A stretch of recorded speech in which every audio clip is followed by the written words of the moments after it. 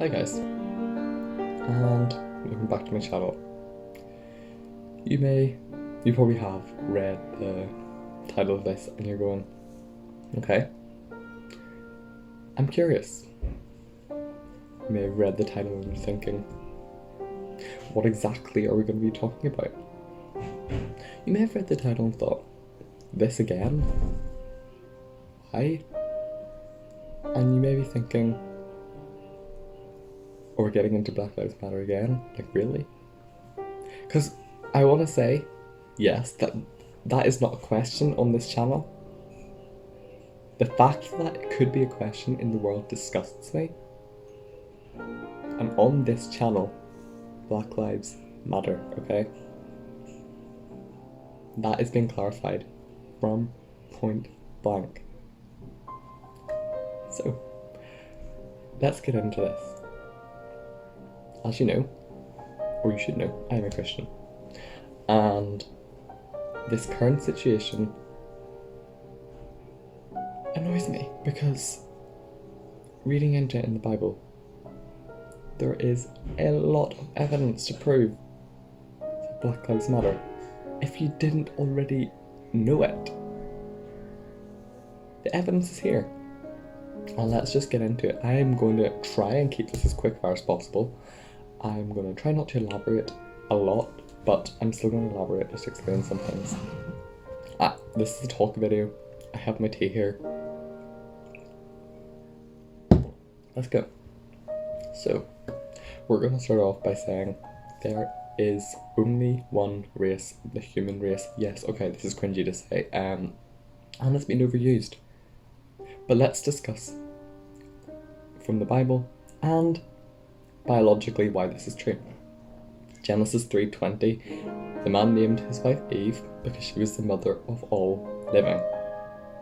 The Bible states very clearly that from book 1 we are all descended from Adam and Eve, man and woman that God created.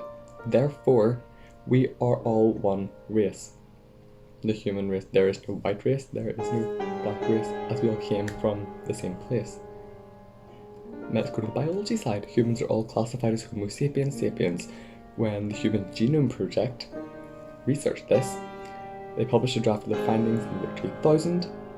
The New York Times reported that the researchers unanimously declared there is only one race.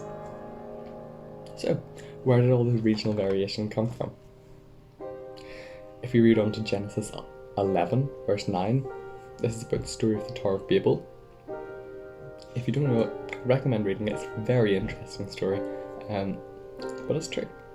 And it says, and from there the Lord scattered them throughout the earth. Now, back those thousands and I would hesitate to say over 5,000 years ago, the people were scattered. Scattered, diaspora, scattered. And so they've grown up in different climates, they've been raised to various skin pigments, their genetics. There's so much information in the human genome that there are billions of different combinations of genes possible to give rise to this genetic variation. And all these people growing up in different places. Done. People who look slightly different to each other. If you can see it in one country, just amplify that. There we go. Regional variation. So, what does the Bible say about humans in general? I love this part because it is so simple. Psalm 139, verse 13. For you formed my inner parts, you knitted me together in my mother's womb. Every human has been made and designed by God. The image of knitting shows a delicacy and intent to produce something beautiful. Genesis 9 verse 6b. For God made humans in his own image. Everyone is made in God's image. Therefore, how dare we judge someone based on the colour of their skin when they, just like we, have been made in the image of God. 1 Samuel 16 verse 7. For the Lord does not see as man sees, for man looks at the outward appearance, but the Lord looks at the heart. It shouldn't matter what someone looks like. That should never be a judge of someone's character. God does not look at a white person and associate them with good. God does not look at a black person and associate them with bad. God looks at the heart of every human being and sees them for who they truly are. We do not have the right to judge someone based on looks. It's what is inside that counts. Cringy as it is, it's the truth. Okay, what does the Bible say about fighting racism? 1 John 4, verse 8, verse 20 and verse 21. Anyone who does not love God does not know God, because God is love.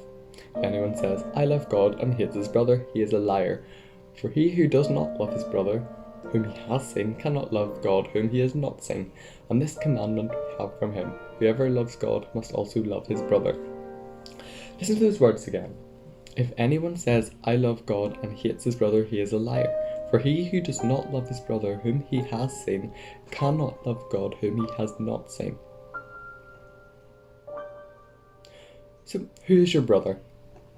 Let's just clarify that quickly, because brother is commonly used in the Bible, and brother basically means everyone. Everyone that is not yourself is your brother. Brothers everywhere in the world. The Bible teaches that if you do not love the people around us, you cannot love God. Christianity has no room for racism. Zechariah 7 verses 9 to 10. Thus says the Lord of hosts, render true judgment, show kindness and mercy to one another, do not oppress the widow, the fatherless, the sojourner, or the poor, and let none of you devise evil against another in your heart. So in that verse there, or those two verses, widow, fatherless, sojourner, and poor were mentioned. Basically, those were the social outcasts, the socially endangered at that time. Who's like that in our time? We have oppressed the black people. So this verse applies perfectly. Do not devise evil against anyone in your heart, but this is extremely relevant to the black community. This includes racist thoughts, whether they be in your head or verbalized. This is a command from God. Christianity has no room for racism. James 1:22. Prove yourselves doers of the word and not merely hearers who delude themselves. It's time to take action. We need to be reprogrammed. Here we go. Because of our culture's racist roots, because of the way the world thinks, because of the influence of Darwinian thinking, we have been programmed to look at the exterior rather than the interior of a person. We need to make broad judgments based on what we see. If you'd not been programmed in that way, in this culture, you would not see differences as you do. Different cultures are programmed in different ways. Our biases and prejudice show themselves in different ways, but in every case, it's the world and our sinfulness, rather than science and the Bible, that drives our personal racism.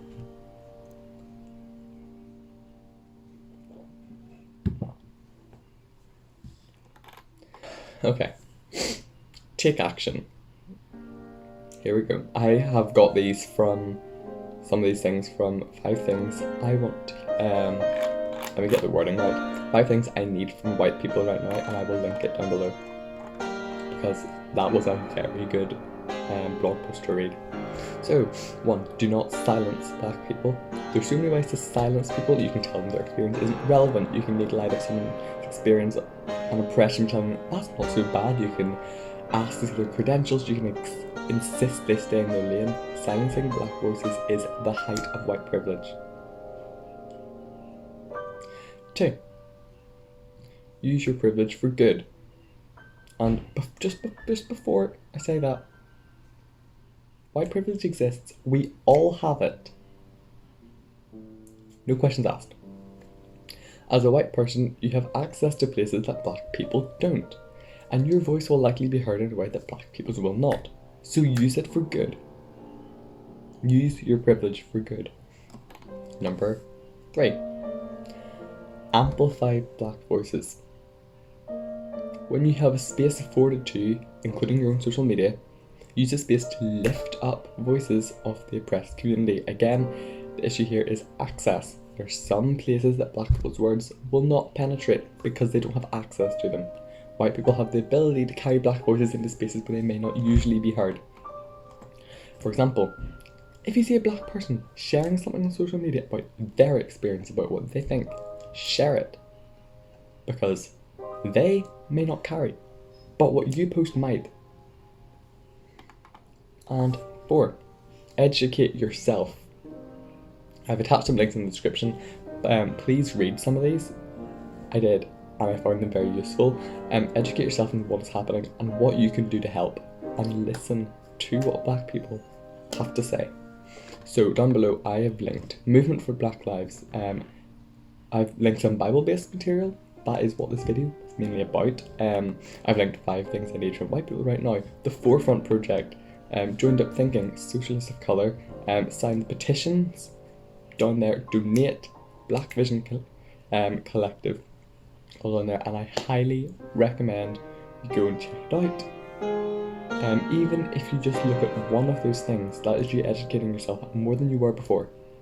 And if you're on this channel, I assume that you like education in some means.